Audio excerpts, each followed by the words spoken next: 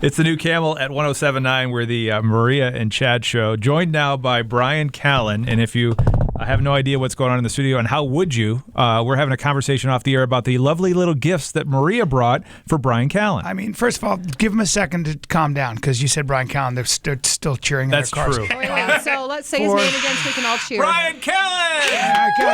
Guys, take it easy. I'm just a regular guy. Yes, I look like a pro athlete, but I'm a regular guy. Now, I get to the Maria and Chad show. Chad, by the way, good name. Thanks. Sort of. You know what I mean? Like, I'd have to make fun of you a little bit, but it's a good name. It's like one of those names where you should have a sweater. Chad, Maria, and I know this isn't your workings, but I get here in a it's so packaged, so neatly set up.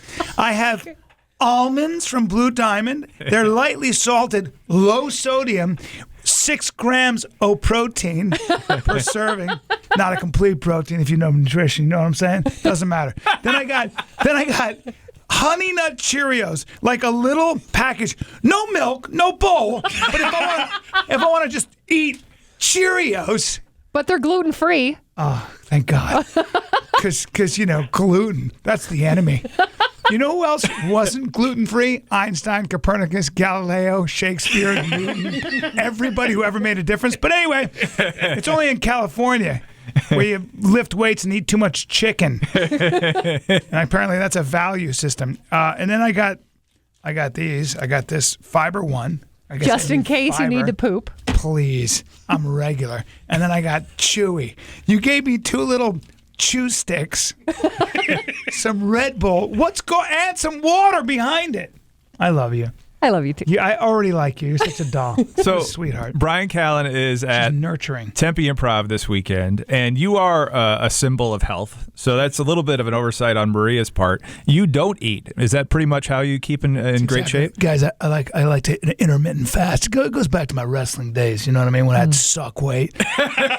So I enjoy fighting through the pangs. Did you ever wear a garbage bag to lose weight? Yes, I did. I always saw the wrestlers. I felt so sorry for them. They don't really do that. We would wear suits where you'd like they were rubber, and because it's all water weight, and I would run around the pool as they would practice because it was like steamy and stuff. It was in New England, and it was the worst. What an awful exercise! Sucking weight because you're so thirsty that you wake up in the middle of the night, and all you can think about is water, and you can't get your mouth. It's the worst. Oh, and you're spitting.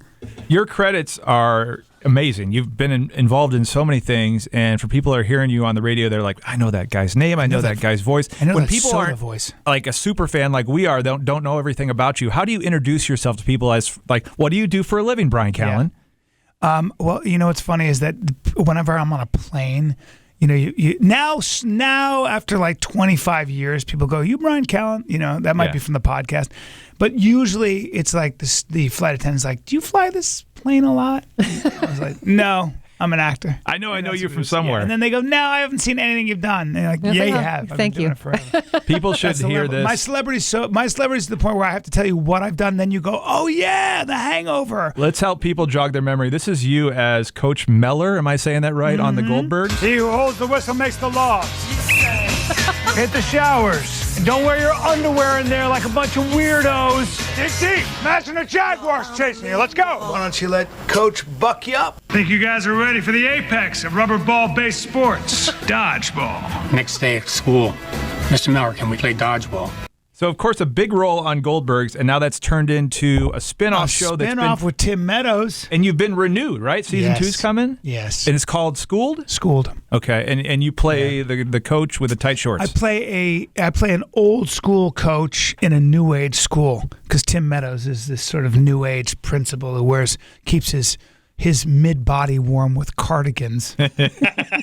Much like it's Chad. fun to play because I actually kind of agree with Coach Meller. I just think I like objective reality. You know what I mean? Like, as you should get punched in the face at least once in your life so that you have an understanding of how bad it can actually get. You play my coach. I mean, it's so funny. I mean, that's exactly how all the gym teachers that I had growing up were just like you. Yeah, if you want to protect your kids to the point where you're a lawnmower parent, not just a helicopter parent, and move all obstacles out of his way, good luck. See how that works out for him as he gets older. Enjoy that. Life is a kick in the old gonads, and it never stops. And it's like, if you want to make it in Hollywood, it's the same thing. Sit in traffic for all of your 30s hearing the word no over and over again. When you're 50 and it doesn't matter anymore, you'll make it. Is your stand-up show at the Tempe Improv, is it kind of a parent seminar? Is that you sit parents down, you say, this is how it is? It may as well be. Well, you know what's funny is my Complicated Apes, which is now streaming on Amazon, everybody. Your new stand-up special? Yeah, don't look at the reviews. 5 stars. I didn't say that. I will 5 stars. It's doing well, but I'm doing all new material, and I'm writing basically about how men now have to be vulnerable, and it's a lot. You're okay. It's okay to cry and admit that you're afraid, but the problem is there's nowhere to do that. I'd rather have a friend catch me masturbating than catch me crying. You know what I mean? Like, if you catch me masturbating, I could be like, hey, what are you going to do? But if you catch me crying, I have to lie. But my mom was eaten by dogs. And I'm so sad. And then I have to kill her. So, you know what I mean? So that's what I'm writing about. I always write about whatever I'm thinking about, and kind of I always find that there are a lot of bad ideas gaining traction. You So keep as a getting comic- these amazing roles. Maria pointed out you're in a like a superhero movie coming up. What's the Joker. Yes. Are you a stripper? Is that correct? I'm not wearing a shirt and a bow tie. You do the math, sister. I'm playing. Hold an on, let aging me picture stripper. that. Hold Yeah. on. You're Javier, right? Is that I'm your the one. character? May as well. I'm playing an aging stripper who can't really get the work he used to. It's so fun. But I spent 5 days with Joaquin in the same room. Wow. Didn't say hi or goodbye once, but that's okay. Shut up. He Really? was too into character. Like, he's so good. Or is he a jerk? He's so good. No, I hear he's a beautiful guy. I don't know, but he's so good that, it's one of those things where I just watched him and I was like, oh, of course I'm not going to say anything to you, my liege. I'm nothing. I'm a small player in this large game. That's why I play an aging stripper and you're the Joker. So we know that He's gonna win an you Oscar. go back and forth with Chris D'Elia, Yes. online on your Yes. on the gram, and this is a little something that just happened. I'm 16 years older than you. 16. Want to see my legs? Or is my torso enough? Because my legs hurt your feelings. My legs hurt your feelings. So explain for people that didn't get to see what we just saw. So first of all, I sent that privately to him, and he goes, "I'm posting," because I have my shirt off, and I just finished working out. I had done push-ups, and I felt like I was a little pumped. I'm not that muscular, but I just had to flex for him, and I was flexing, and I was showing him my back, and I was like, "I'm 16 years older, and I'm more muscular than you are," because he's got a layer of soft on him, even though he works out, and I like to just show him that I'm a little more shredded. Is that why he wears the baggy shirts? That's exactly why. He's got good frame, though. He's got a good frame, a little taller. But either way, I just like to mess with him, and he messes with me. He'll just send me pictures of huge stacks of money, just with the caption, "You're poor, LOL." But I've got strong legs. Check them out. Yeah. He's a Smurf from the waist down. I got strong legs. Well, and that's why you got the stripper role. Yeah. Because Although you're not a I Smurf. hear Chris is packing. Looking at your resume here, Mad TV, Sex and the City, Old School, The Hangover 1 and 2, and I have a question you've probably never been asked before. You did a movie called The 41-Year-Old Virgin Who Knocked Up Sarah Marshall and Felt Super Bad About It. That's right. That happened? I didn't even know that was a movie. Silliest movie of all time. No reason to watch it. No reason at all. I have an orgasm scene where literally I'm going, oh, and it goes on for at least 3 minutes. I should be fired from show business for this. And a guy had he had a pump where you know the kind of thing that where you shoot where you push it like that for the old fashioned for oxygen for a fire. Oh, it's yeah, a baffle. yeah. This was attached to a hose, and it was shooting silicone gel, and he was pumping it as I was going, oh, that's the movie. And I'm not kidding. No Academy I Awards. needed a towel and a priest after that. I was like, this is what I do for a living. So, I made it in Hollywood or whatever you want to call it because I work, because I would say yes to everything. It's only recently that I'm like, no, I'm afraid not. I don't have time. But I used to be like, yes. You say yes to everything. Yeah. That's a good rule for a There's lot a chance of people. to act. Well, you have to because you got to feed your daughter. Would you rather be the best looking dude in the world or be able to, yes. What's the next question? Or be able to read chicks' minds? I don't want to be, for me, it's very complicated up there. Like I have a daughter who's 10, 11 now. I don't know, 20. I don't know. I'm not into fatherhood. It's all bullshit. By the way, she's a girl. And I can't figure her out. Her brain, I don't know if she can understand she just starts crying. I'm like, what's going on? Sometimes girls like to hear themselves cry. I can't fix it. So obviously I want to be the best looking dude in the world so I can get an STD.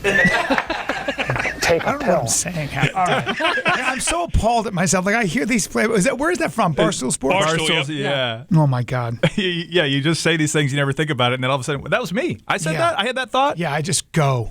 And you're I love those guys. How long have you been doing stand-up? People never seen you before. 25 years. Wow. And I don't know. But I was an actor for a long time. A long part of that was, I remember Joe Rogan saying to me, start doing stand-up again. What are you doing? And I was like, no, I want to be an actor. And then finally I can't believe I took so long. I took a long time off, before I started doing stand-up again. I love it. If people have never seen you before, what type of show do you do? I mean, is it Ronnie Dangerfield style where you're doing punchlines? Or are you telling stories? Yeah. Well, that's what I'm saying. I'm trying to figure it out. I don't know, man. I write from, like, I always ask my questions. People say, how do you write? And I say, I ask myself what I'm afraid of, what I'm ashamed of, who I'm pretending to be, who I'd rather be. All those personal questions. How do I want to die? What do I want to say when I die? What I hope I say when I die? All these questions that are sort of like that swirl around our heads all the time. And there are funny answers to that. What does it mean to be a vulnerable man? What does that mean? How am I supposed to be vulnerable when I have small children? Because small children are super easy to kill. So I've got to be the one who's around, to protect them. These are questions that if you start with truth, you'll find funny. I think that my idea is original self-expression. That's what I care about, like original self-expression. And I like that stand-up is the last bastion of free speech. The fact that I can still speak my mind and lend a voice to the insanity out there. There are a lot of people just say a bunch of stuff because it's popular, because it belongs to their team, because it gives them a feeling, but it's not true. Yeah. And I think stand-up, you're allowed to be. See, you can speak the truth, and you can be very inconvenient with that truth as long as you're funny. Right. You can be politically. We've lost humor and sex and everything. It seems in the workplace, everybody's terrified. Oh, everybody's no terrified kidding. of everything. You can't say nice dress. You can't say anything, and I understand that. But there's a way to do it, right? There's a way to do everything, and it's almost like I used to have this joke. You can say nice dress as long as you don't whisper it. You know what I mean? There's a way to do things, and you can't scream it either. Yeah. So I don't know. Maybe as I get older now, funny becomes a trick. Funny's not that hard, honestly. Not to be, I've been doing this long enough. You come to my show, you're gonna laugh hard. Right. It's like somebody came and they were like, "Man, that was so funny." I go, "Yeah, oh yeah, no, I've been doing it forever. I'm really good." That's like saying to a magician, "Dude, when you pulled that bunny, I didn't expect." Yeah, I've got a lot of tricks, dude. You come and laugh way harder than any movie you've ever seen. That's a guarantee, because stand-up comic, okay, but. Then you get to the point where you want to try to say something. Yeah. Maybe just sneak a little truth. Mm-hmm. Don't preach. Just that's what I do with. And there are people that are going to come to the shows. You're at Tempe Improv tonight, tomorrow, and Saturday, and they've seen you before. But there are all those people that also seen you like, "Hey, that's the guy from the Goldbergs. Let's go see him. He's probably funny." Yeah. And they're going to learn so much. Like you said, they're going to laugh like they never laughed before. Bring a notebook. I'll be dropping pearls of wisdom. I can't believe my snacks. All right. You can take your snacks with you. Rhea, I love you. So here's your silly get the hell out the door question. Okay. A penguin walks through the door right now wearing a sombrero. What does he say and why is he here? He says, "I can't believe I was reborn a legless, flightless bird in the middle of the South Pole. I'm a bird, but I can't fly. All I can do is waddle. What did I do in my past life that I wasn't born an eagle? I would way rather soar than waddle. This sucks. I'm cold all the time, and I look like everybody else. I'm not an individual. Leopard seal, run! I can't run. Darren, I'm food."